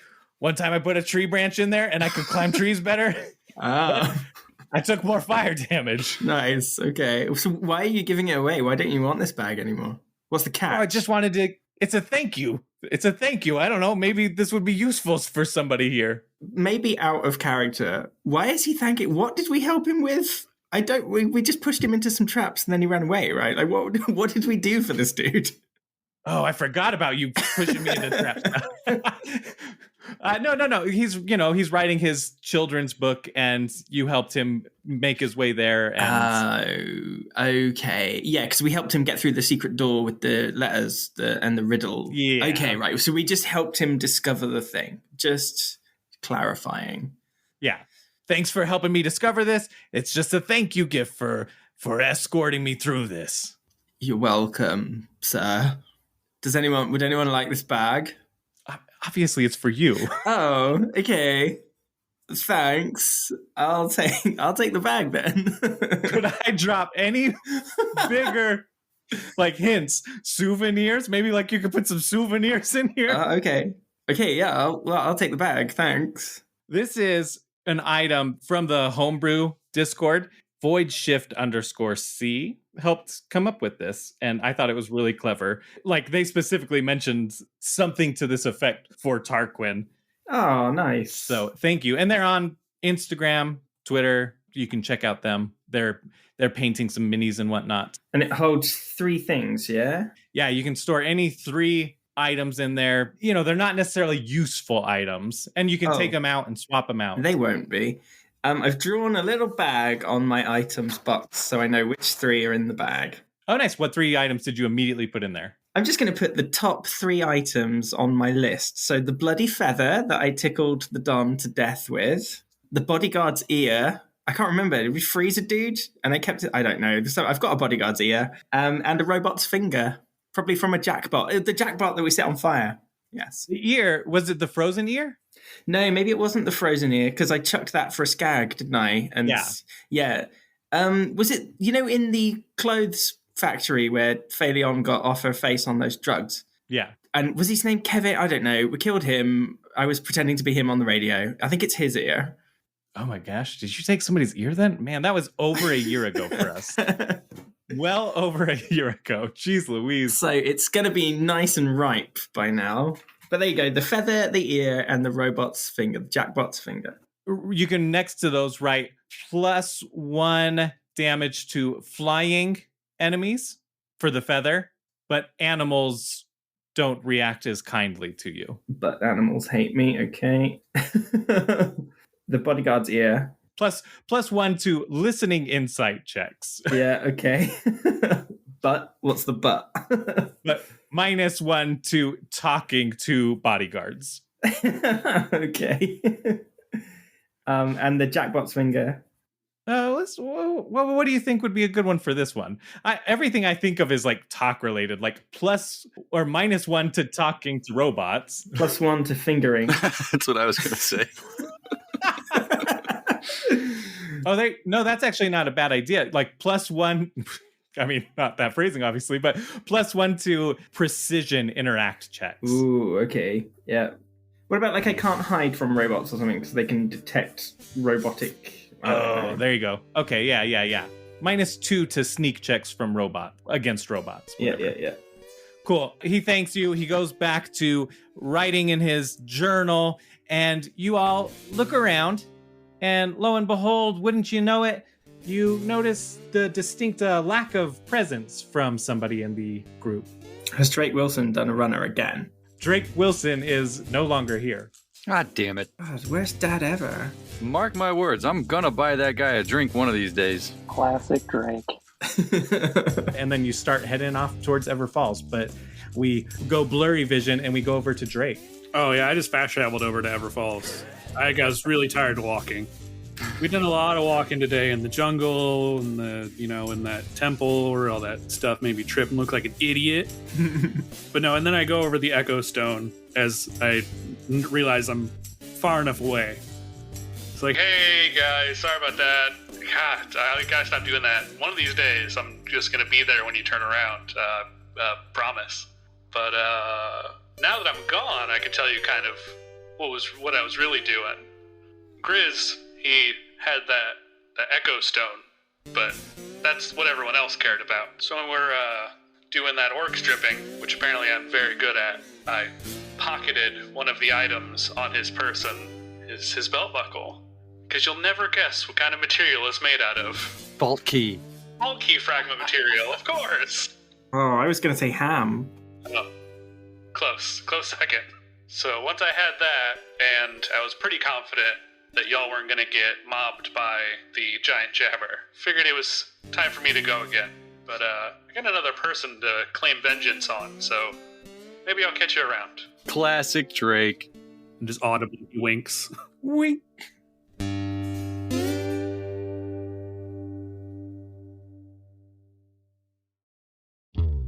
Thanks everybody for listening. I'm going to record a full outro later, but while we have Ian here, Ian, why don't you, thanks again. Thanks for coming on. Second appearance is Drake Wilson. Thanks for having me. Thanks for having Drake back. I wish you didn't have to die every time for it to happen, but otherwise, it's been great. You need permanent traumas. Yeah. So if you don't know me, my name's Ian Moss, lead designer on Bunkers and Badasses, which you all plug every episode, which is fantastic. We love that you guys are enjoying the game and that this community is like building up in such a way where things like this are possible. It's so big, in fact, like I even started my own where I get to be the bunker master and tell everyone else how they die in horrific ways. If you want to check that out, it's Bad Assets, it's a podcast. It's also on YouTube. So we have the Foundry modules that the community has made, and they were so good that I could just drop in pre-made maps and run like the full Assault on Dragon Keep adventure, just all in Foundry with no outside anything. It's fantastic. And that's all like fan-made stuff, huh? Yeah, we had the maps were fan-made based on the maps that are in the book, and then the Foundry mod itself is also fan-made. So if you like Bunkers and Badasses and you're not part of the Homebrew Discord, you gotta find a link to that because it's the best place to be. I'll put it in the episode description. So from when this airs, between this episode and the next episode will be our 1-year anniversary from when we released our first episodes. Woo. Yay! Yeah. Wow, congratulations. Huge. I'm like, so cool, so honored. I feel like we're not even a quarter of the way through our first real story that I have planned. So Not even a quarter of a way through the train arc. yeah. Phaleon dissipates everything and reality resets and you're back on the train. But with Bunkers and Badasses, like what's been a highlight for you for the, now it's been out for like a year and a couple months, but I guess it's been all of the like podcasts and like shows and actual plays that have been going on. I know this is one of them, right? So I'm really just playing to the crowd here, but I guess just seeing other people and how they play a game that I helped make has been fantastic, especially with RPGs. Like normally I made a lot of board games, which there's a lot of ways you can play a board game, but the freedom in RPGs is massive. So seeing how people choose to interpret their rules and make them their own, I think it's been great.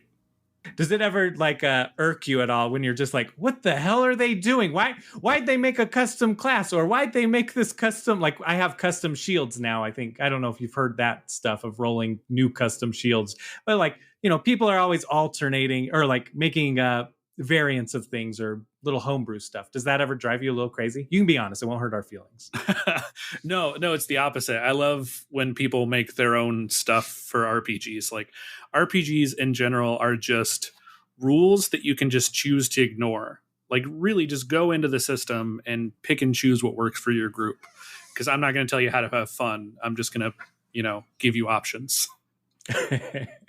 Yeah. Yes. So, one last thing before we close out with you, but do you have a highlight from this podcast not involving you, like a favorite moment? I can delete this if you don't have one off. Oh, that's a good question. I think finding out all of the, like what happened with Tarquin, I think was great. That the flashback where he used to have it all and we learn how he lost it all. Only some of it. There's still more for him to lose. Oh, sure. Yeah. Teasing more and more. Great. Perfect. That you heard it here first. Tarquin is Ian's favorite. Yay! Now that he's taken damage for insensitive remarks, it's perfect character arc. Thanks so much for listening, badasses. Thank you, Ian, for coming on. It is always a blast to have Drake Wilson on the show. Man, does he know how to plant some seeds for later. It is spectacular. Looking forward to more Drake Wilson in the future. Come hang out with us in the Discord. There's an invite link in the episode description. Follow us on social media and interact with us there. We're most active on Twitter. You can follow us everywhere at FF Adventure Co. If you enjoy the show, rate, review it. Apple Podcasts, Spotify, Good Pods. If you're on Good Pods, rate this episode right now. Right as this finishes, just go ahead and give that 5-star rating and write a little nice, oh, that was fun. Well, like Drake. Happy Valentine's, by the way. That's the day this comes out. It may not be Valentine's when you're listening to this, but we love you either way. The next episode to come out would normally be the 28th. We do this bi-weekly. But I would love to put out an episode on the 22nd because that is our 1-year anniversary. February 22nd, it was 2/22/22, right? Cool. Easy to remember. So if I can get ahead on editing, I will release the next episode on the 22nd. And then after that episode will be the 1 year anniversary. I know. Oh, why not release that one on the 1 year anniversary? I don't know. It would just be a lot of work to get that editing done on top of what I've already started. So good luck me. That's everything. Thank you for listening. We really do appreciate you. We'll see you all either on the 22nd or the 28th. Love all you badasses. Bye. Hunter, I'll watch your back if you watch mine, Ball Hunter. Those bandits better run and hide. You got your 20-sided die. You got a sparkle in your eye. You got your guns. Let's get some.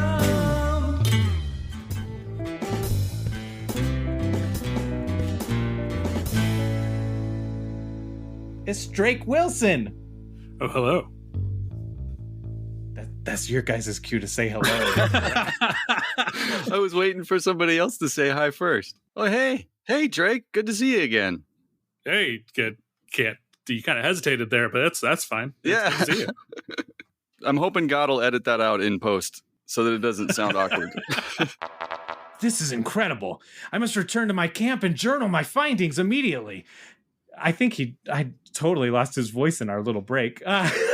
Yeah, I was going to say you started to sound like Guy Fieri. Yeah, that's what I felt like. This is incredible. Nope. Fuck. I'll go back to Flavor Town.